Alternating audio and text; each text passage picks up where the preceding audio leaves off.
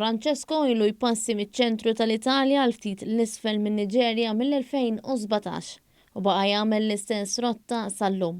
U mill-bidu ta' Mejju ngħaqdu wkoll Hope u Virginius. Dan huwa parti minn studju li qed tagħmel il-BirdLife Malta flimkien ma' msieħba Ġermaniżi dwar il-passa tal-gamim imsemmija u oħrajn magħhom. Il-kap eżekuttiv tal-BirdLife Malta Mark Sultana spjega kif mal-gamim tpoġġa apparat elettroniku li jitrasmetti l-lokazzjoni tal-asfur. Dan sabiex isir studju dwar il-moviment tal-gamim li jpassi minn fuq Malta. Huwa interessanti li dan dejjem bejjed fl-istess post u dik hija informazzjoni importanti ħafna, ġifieri meta tipproteġi dak il-post qed tipproteġi ħal dejjem u ovvjament anke fejn kienet iqatta x-xitwa. Naturalment fejn kienet iqatta x-xitwa l-importanza hu li naraw l-abitat jekk hemm xilma biżejjed jekk ikunu ħajamlu xi proġett kbir jekk se jaffettwah, eċetera.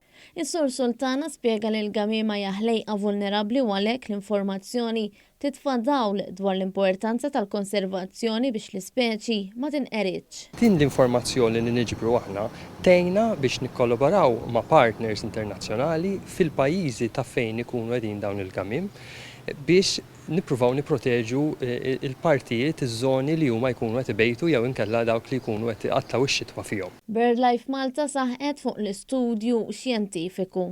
Naturalment, ix-xjenza hija l-iktar ħaġa li tik ċarezza ta' x'inhu jiġri fl-ambjent naturali u hija sinsla ta' kwalinkwa ħaġa li nagħmlu kemm bħala BirdLife u anke bħala BirdLife International li hija l-NGO internazzjonali. Hope u Virginius żewġ gamimiet li telqu mill-gżira ta' Kemuna bħalissa jinsabu fi Sqallija u l-Italja. Il-pubbliku wkoll jista' jsegwi l-vjaġġ tal-asafar minn fuq is-sit tal-BirdLife.